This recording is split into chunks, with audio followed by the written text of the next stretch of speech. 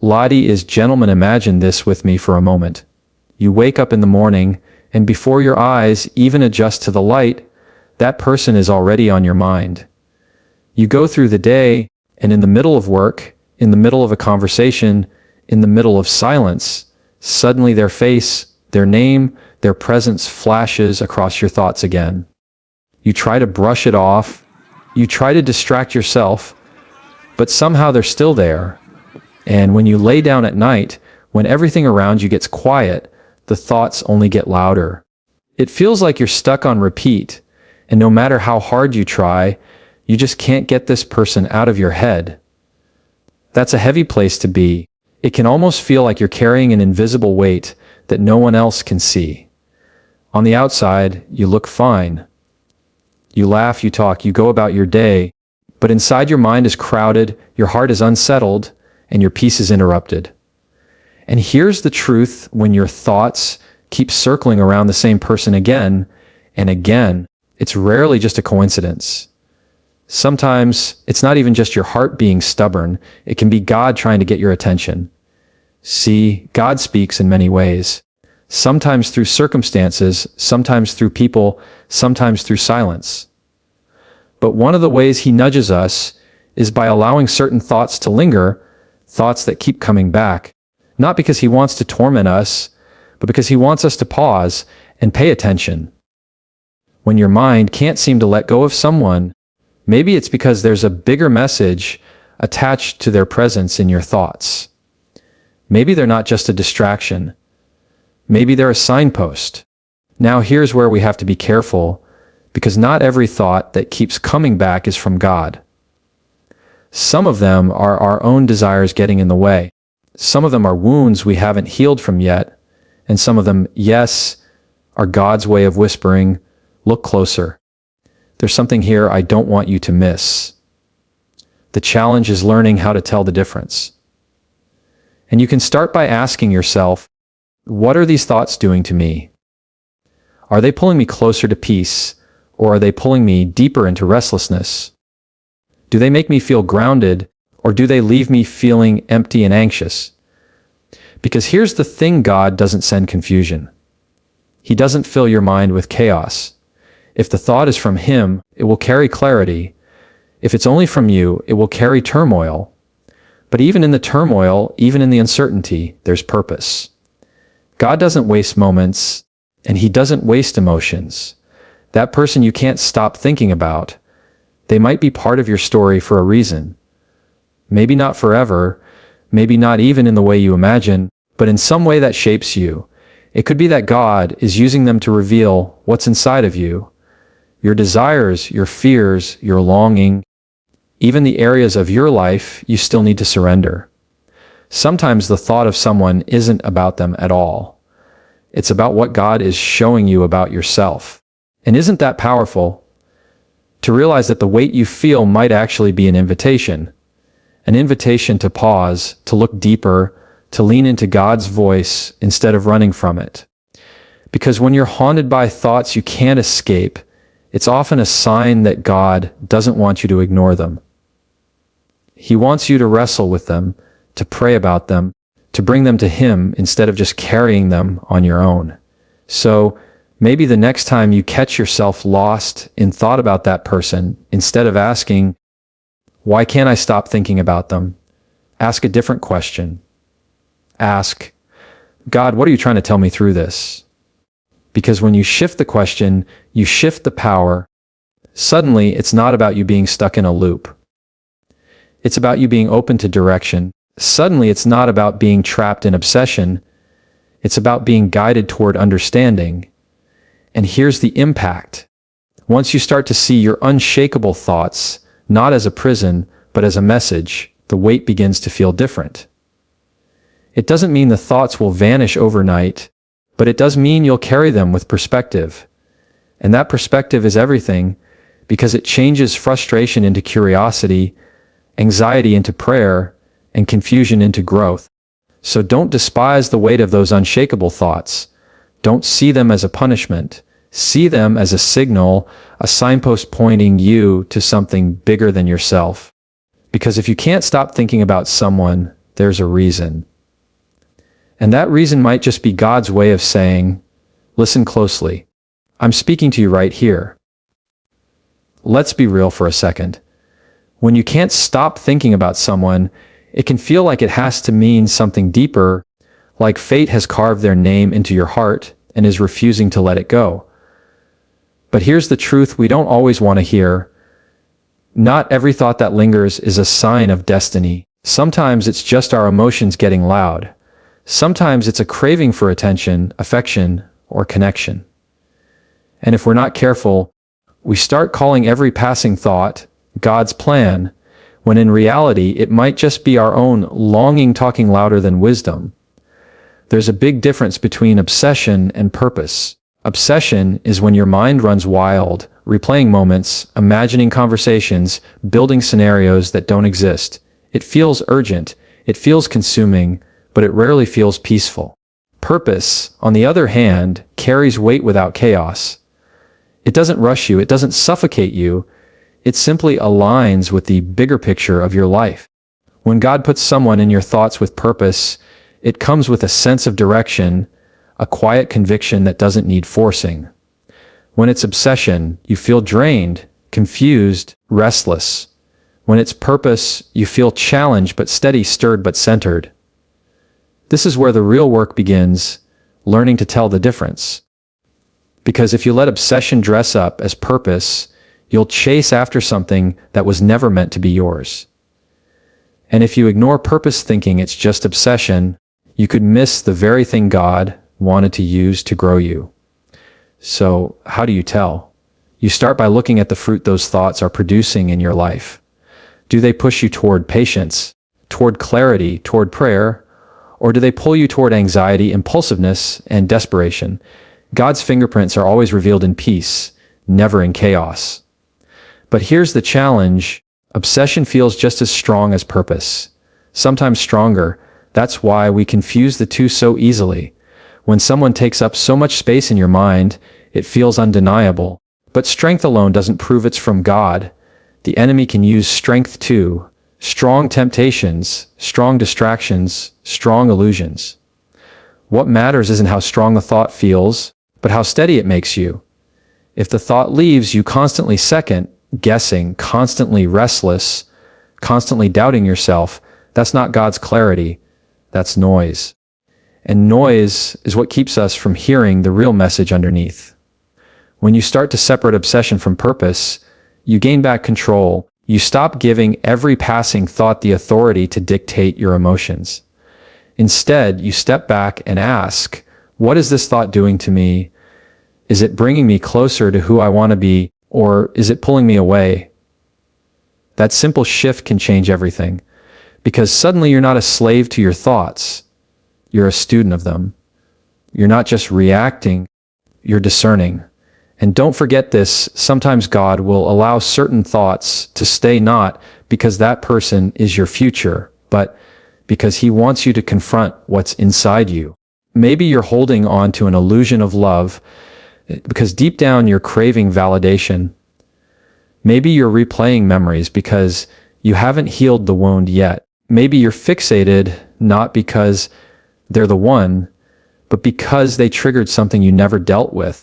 Obsession can masquerade as purpose when really it's just a mirror reflecting back your own unmet needs. That's why it's so important to bring these thoughts to God in prayer, because only He can show you whether it's them you're really attached to, or the piece of yourself you're missing. Think about how powerful that is. The very thing you thought was a distraction could actually be a lesson. The person you thought was meant to complete you might only be meant to reveal where you're incomplete. And when you finally see it that way, you stop running in circles. You stop exhausting yourself trying to figure out why them. Instead, you start asking, why now? What am I supposed to learn from this? So, when your mind is consumed, when you can't stop thinking about someone, remember this: not every lingering thought is love, and not every strong feeling is destiny. Some are just echoes of obsession, and some are whispers of purpose. Your job isn't to chase every thought, but to test them, to measure them, to hold them against the peace God promises. Because the difference between obsession and purpose isn't how much space they take up in your head, it's how much life they bring into your heart. And if it's really from God, it won't just make you think harder, it will make you live better. Sometimes the reason you can't stop thinking about someone isn't because they're meant to be in your future. It's because they're meant to teach you something in your present. And that can be hard to accept. We like to believe that constant thoughts mean destiny, that if someone occupies our mind day and night, then surely they're meant to walk with us forever. But more often than not, God places people in our thoughts because they're carrying a lesson that our soul needs right now, even if they're not meant to stay. Think about the people who have crossed your path in life. Not all of them stayed, right? Some were there for a season, some for a chapter, and some only for a few pages. Yet if you look back closely, each of them left something behind, a piece of wisdom, a reminder of your worth, a challenge that forced you to grow. Sometimes the ones who left the deepest imprint weren't the ones who stayed the longest, but the ones who showed you what you needed to see about yourself. That's what happens when you can't get someone off your mind. It might not be about the relationship, it might not be about the bond. It might be about the mirror they hold up to your soul. Maybe they revealed your capacity to forgive. Maybe they tested your patience in ways no one else could. Maybe they exposed your tendency to settle for less than you deserve. God knows how to use people as tools, chisels even, shaping your heart, smoothing out the rough edges, preparing you for the version of yourself you're meant to become. But here's where the struggle comes in. We confuse the lesson with the person. We cling to the person because we think they're the blessing, when in reality they're just the vessel carrying the blessing. And when God is finished teaching us through them, holding on to the vessel becomes painful. It's like drinking water from an empty cup. No matter how tightly you grip it, it won't quench your thirst anymore. That doesn't mean the connection wasn't real. It doesn't mean the feelings weren't valid. It simply means that their role in your life might have been different than you imagined. Some people come into your story not to stay, but to wake you up, to shake you out of your comfort zone, to point you back to God when you've been leaning too much on yourself. And when you think of them, even when you can't stop thinking of them, maybe that's God's way of saying, don't miss the lesson here. Now, let's be honest, lessons don't always feel like lessons when you're in the middle of them. They feel like heartbreak, like confusion, like sleepless nights, wondering what went wrong. But later, when you step back, you see it differently. You realize that the patience you have now was born out of waiting for someone who never gave you what you needed. The strength you carry now came from standing back up after they walked away. The standards you hold now were written by the very pain of settling before. The lesson was hidden in the struggle, but it's what built you into who you are. And here's the beauty of it. When you start to see people as lessons instead of losses, you stop living in regret. You stop asking, why did this happen to me? And you start asking, what did this teach me? That shift frees you. It gives meaning to the thoughts that linger. It allows you to look at the person not as a mistake, but as a message. And suddenly, the weight of constantly thinking about them doesn't feel like a curse anymore. It feels like a reminder that even in the people who didn't stay, God was still working for your good. So if someone keeps circling in your mind and you can't seem to shake them, maybe it's not because you're meant to go back. Maybe it's not because you're supposed to hold tighter. Maybe it's simply because God doesn't want you to miss the wisdom they brought into your life. And once you've received it, once you've truly understood the lesson, you'll notice something powerful. Those thoughts will begin to loosen their grip. Because you don't need to cling to the person anymore. You've already received the gift they carried. That's why it's so important to pause and ask yourself, what is God showing me through them? Because when you discover the answer, You'll see that every person who occupies your mind isn't always a sign of forever. Sometimes they're simply a stepping stone toward the person you're becoming. And when you embrace the lesson, you step out lighter, wiser, and stronger than before. Because in the end, the person might leave, the memory might fade, but the lesson will stay. And that lesson is exactly what God intended for you all along. There's a reason why God doesn't always remove the thoughts right away, even when you beg Him to. You pray, you journal, you distract yourself, you even tell your heart to stop. But still, that person lingers in your mind like a shadow that won't move. And it's in those moments, when you feel most restless and most worn out, that you realize maybe this isn't about the person at all. Maybe it's about patience. Maybe it's about surrender. See, we live in a world that teaches us to fix everything instantly. If something's broken, replace it. If something's heavy, drop it. If something's confusing, search for the answer right now. But God doesn't work on our schedule. He's not bound by the pressure of immediate. And sometimes, when you can't stop thinking about someone, it's not because He wants you to run toward them, but because He's giving you space to run toward Him. He's testing where your heart really leans. The truth is, surrender is not easy. Letting go of control, loosening your grip, admitting that you don't have all the answers, it feels like weakness. But it's the opposite. It's strength. Because surrender is choosing trust when you don't have clarity. It's saying, God, I don't understand why this person is still on my mind, but I trust that you know what you're doing. That's the hardest prayer to pray, but it's also the most powerful. When you refuse to surrender, you end up carrying a weight that was never yours to hold. You replay the what-ifs, the maybes, the whys. You scroll through old conversations, you overanalyze their words, you chase closure in your own head. But the more you cling, the heavier it gets. And it's almost as if God is whispering, you can keep holding on to this if you want, but it's only going to drain you. Or you can place it in my hands and finally breathe again. Patience and surrender go hand in hand. Patience says, I'll wait on your timing. Surrender says, I'll trust your plan even if it's not mine. And together, they create peace where there used to be chaos. That's why the thoughts don't disappear immediately. Because the process isn't about erasing them, it's about transforming you. It's about learning how to trust in ways you never had to before.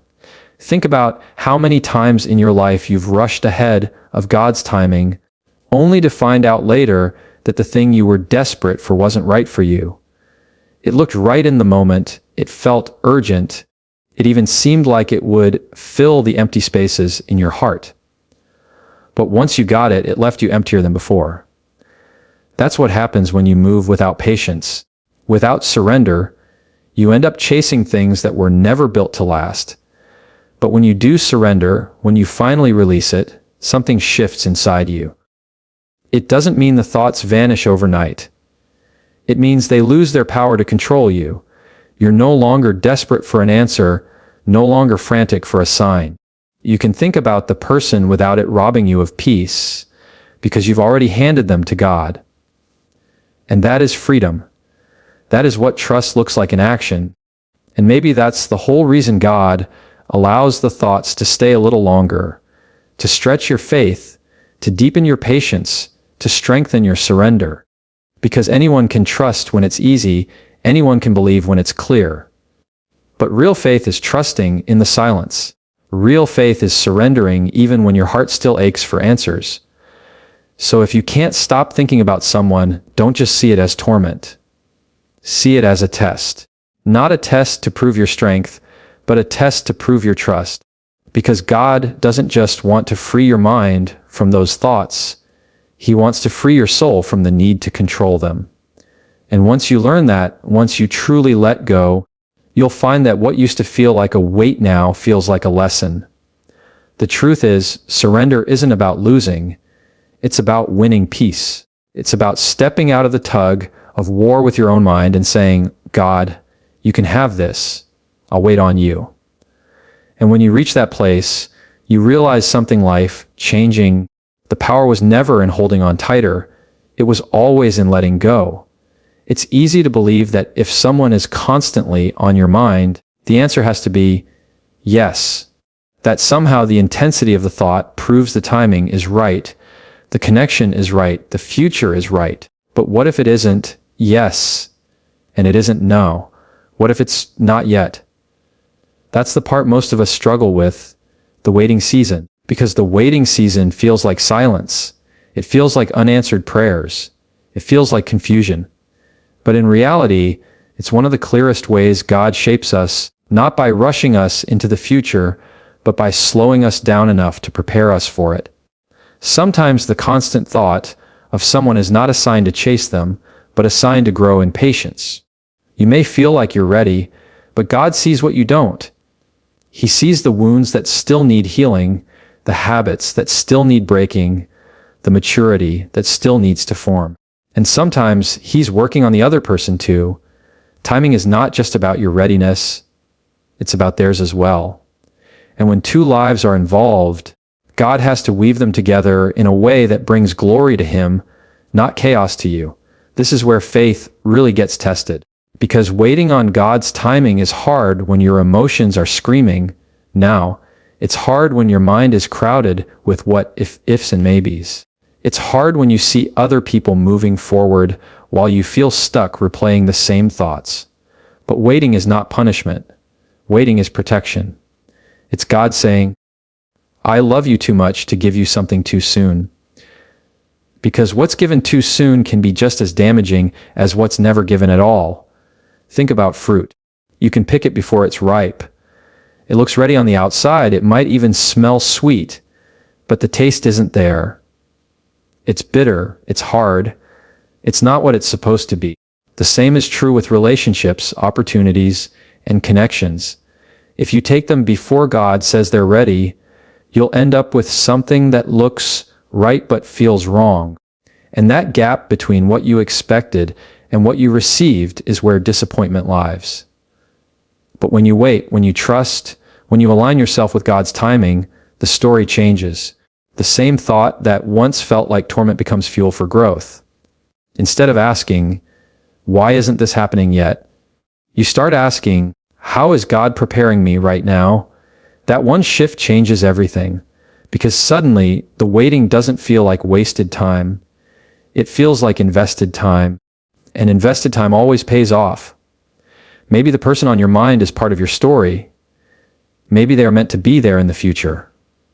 But if that's true, then the timing has to be right, and until then, the thoughts that won't leave you could be God's way of building your patience, teaching you discipline, drawing you closer to Him. Because in the waiting, you learn to depend less on your emotions and more on His direction. You learn that His clock doesn't run on your schedule, and His plan doesn't bend under your pressure. That doesn't mean the waiting will be easy. There will be days when it feels unbearable, days when the silence is loud, days when you want to take matters into your own hands. But those are the very days where faith is formed. Those are the days you get to choose whether you'll let impatience drive you or whether you'll let trust sustain you. And when you choose trust, when you choose patience, you're proving to God that you don't just want the blessing, you want it His way. And here's the part most people miss. God is never late, ever. His timing may feel delayed, but it's always precise. What feels like waiting to you is actually preparation in His hands.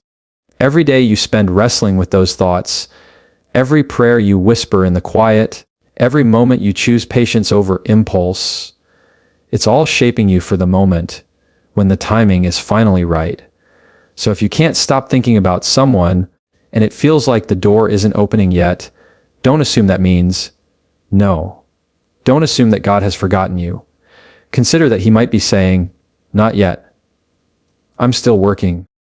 I'm still preparing. I'm still aligning what you can't see.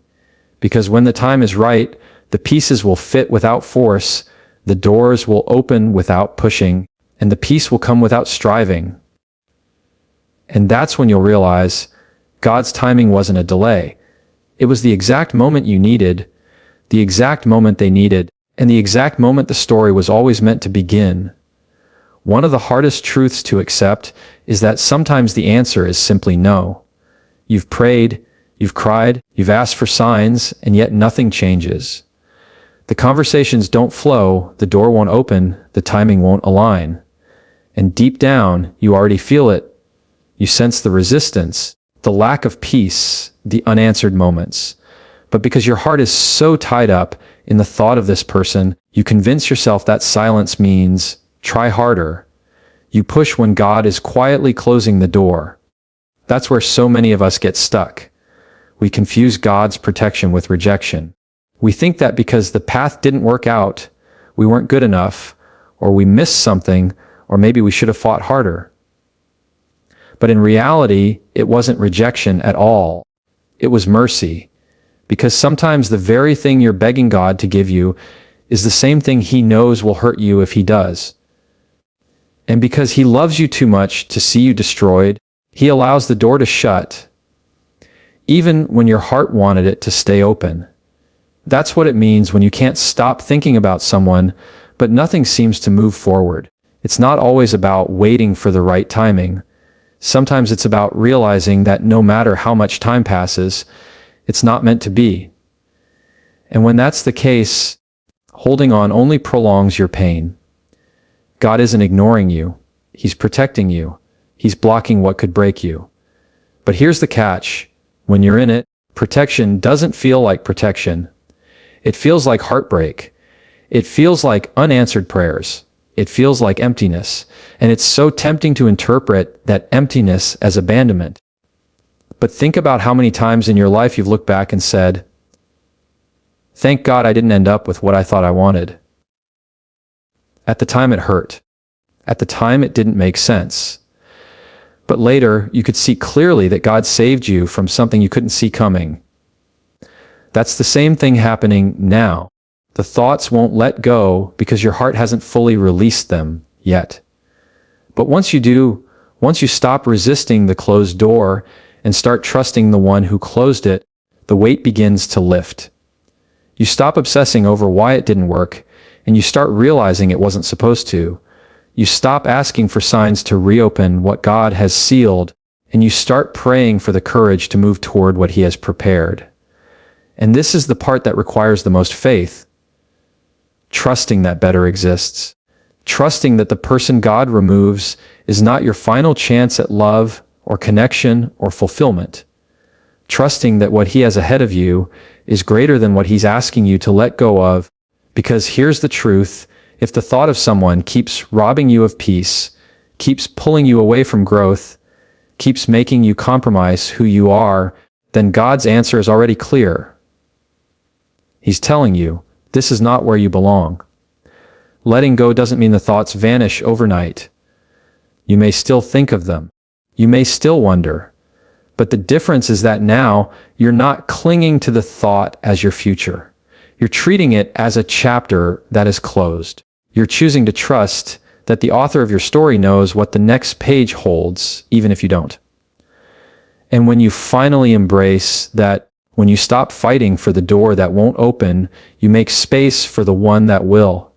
You open yourself to connections that bring clarity instead of confusion, peace instead of anxiety, growth instead of compromise.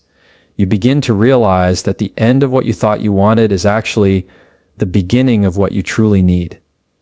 So if you can't stop thinking about someone, and yet the door keeps closing, don't see it as the end of your story. See it as God's redirection. See it as His way of saying, I've got something better, something safer, something more aligned with who you are becoming. Because when God closes a door, He doesn't just leave you in the hallway. He leads you to the right one, and the right one will not require you to force it. It will open in His timing with His peace, and it will fit into your life in a way that feels like it was always meant to be. Lottie is gentleman,